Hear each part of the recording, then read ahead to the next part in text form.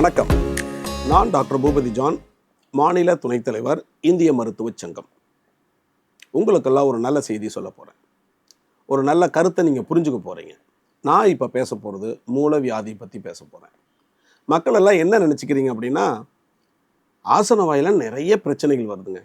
கட்டி வருதா, புண்ணு வருமா, இல்லை ஆசன வாய் சுருங்கி போகுமா, மலச்சிக்கல் வருதா, இப்போ நேர பல வியாதிகள் வருதா, ரொம்ப ரேராக கடைசியாக கேன்சர் கூட வருங்க. இந்த மாதிரி வியாதிகள் வர்ற சமயத்தில் ஆசன வாயில் வரக்கூடிய எல்லா வியாதியும் மூலம்னு நினச்சிட்டு நம்ம என்ன பண்ணுறோம், சரியான வைத்தியத்தை எடுக்காமல் இருக்கிறோம். ஆக உங்களுக்கு மூலவியாதினா என்ன, அது எப்படி வருது, அது எதுக்கான வழிமுறைகள் என்ன அப்படிங்கிறத நான் சொல்ல போகிறேன். மூலம்னா என்ன தெரியுங்களா? ஒன்றுமே இல்லைங்க. நம்ம இந்த ஜீரண மண்டலம் அப்படின்னு ஒரு மண்டலம் இருக்குது. இந்த ஜீரண மண்டலம் எங்கே ஆரம்பிக்குது, எங்கே முடியுதுன்னு நீங்கள் தெரிஞ்சுக்கணும். ஆரம்பிக்கிற இடம் வாய், சரிங்களா? முடிகிற இடம் வந்து ஆசன வாய். இந்த ரெண்டு தாங்க, ரெண்டுமே வாய்ப்பகுதி தான். அது வெளியே போகிறது, இது உள்ளே வர்றது. ஆக அந்த ஆசன வாயில் என்ன ஒரு பிரச்சனைகள் வந்தால் அதில் ஒரு பிரச்சனை தான் மூலம். மூலம்னா என்ன தெரியுங்களா? அதாவது ஆசன வாயில் இரத்த குழாய் வீங்குதல் தான் மூலம், வேற ஒன்றுமே இல்லை. நம்ம இரத்த குழாய் வந்து எல்லா இடத்துலையும் இருக்குது. இருதயத்தில் இருக்குது, ஈவன் வயிற்றில் இருக்குது, கையில் இருக்குது, கால்கள் இருக்குது, ஈவன் லிவரில் இருக்குது, எல்லா இடத்துலையும் இருக்குது. அதை போலவே ஆசன வாயிலே இரத்த குழாய் இருக்குது. அந்த ஆசன வாயில் இருக்கக்கூடிய இரத்த குழாய் வீங்குச்சு அப்படின்னா அதுதான் மூலம். அப்போது அந்த இரத்த குழாய் வீங்கும் பொழுது அதிலிருந்து என்ன வருங்க, ரத்தம் வடியும். அப்போ என்ன ஆகும், மோஷன் போகும்போது ரத்தம் போகுது இல்லையா?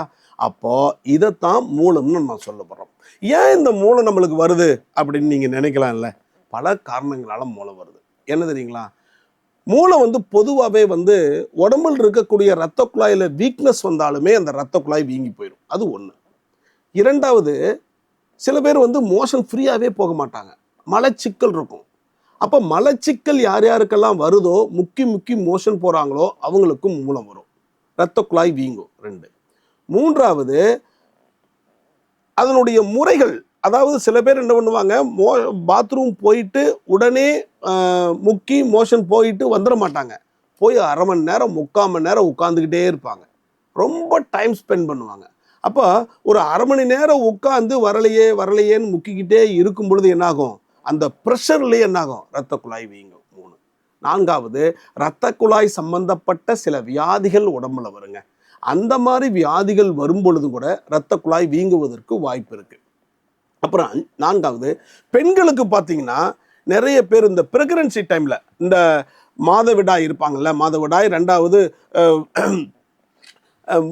பிரசவ காலத்தில் என்னாகும், உடம்புல வந்து ஈஸ்ட்ரஜன் ப்ரொஜெஸ்ட்ரான் அப்படிங்கிற ஹார்மோன் சுரந்துருங்க. அப்போ பெண்களுக்கு பிரசவ காலத்தில் குழந்தை வயிற்றிலே வளரும் பொழுது அங்கே இருக்கக்கூடிய உற்பத்தி ஆகக்கூடிய அந்த ஹார்மோன் சுரப்பதன் மூலம் இரத்த குழாய் வீங்கும். அப்படி வீங்கும் பொழுதும் கூட இரத்த குழாய் வீங்கி மூலம் வருவதற்கு வாய்ப்பு இருக்குது. ரொம்ப கடைசியாக சில வியாதிகள் மூலத்தை உண்டு பண்ணும்.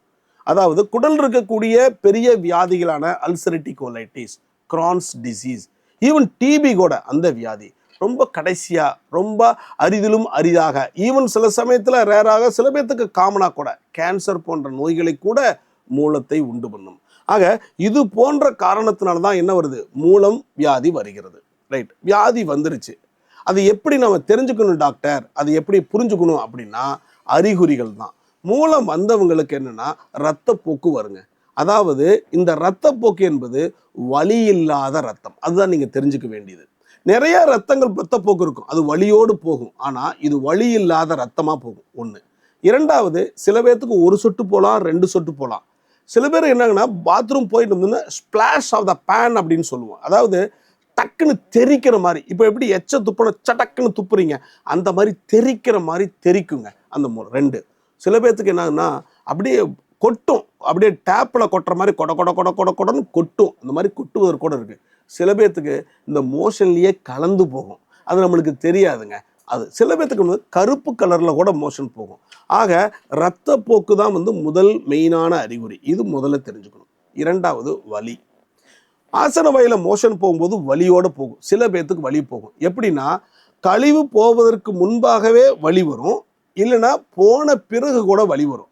அந்த வலி கூட பார்த்தீங்கன்னா மோஷன் போன பிறகு 1 மணி நேரம் 2 மணி நேரம் 3 மணி நேரம் கூட ரொம்ப நேரம் எடுத்து அவங்களுக்கு வலி இருக்கும்.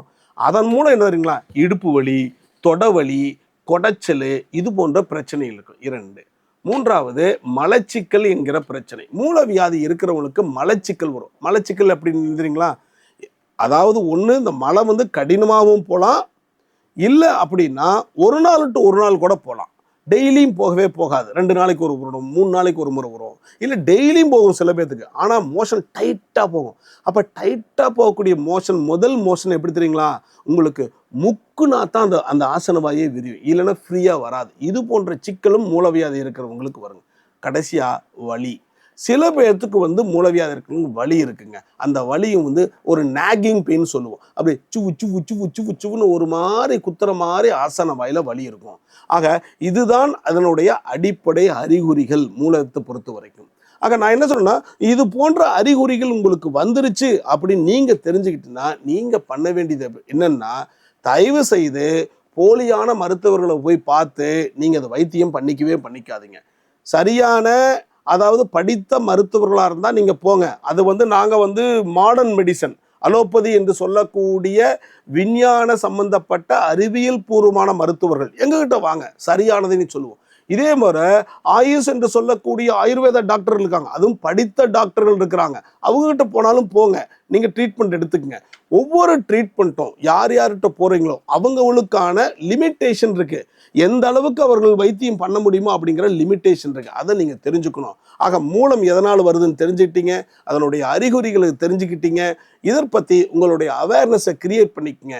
இந்த அறிகுறிகள் உங்களுக்கு இருந்ததுன்னா நீங்கள் கண்டிப்பாக மருத்துவரை நாடுங்க, நல்ல மருத்துவத்தை பெறுங்கள். மீண்டும் அடுத்தடுத்த வீடியோக்களில் இந்த மூலத்தை பற்றி எப்படி ட்ரீட்மெண்ட் பண்ணுறது, அதனால் என்ன பிரச்சனை அப்படிங்கிறத சொல்கிறேன். உங்களிடமிருந்து விடைபெறுகிறேன். நான் உங்கள் மருத்துவர் டாக்டர் பூபதி ஜான்.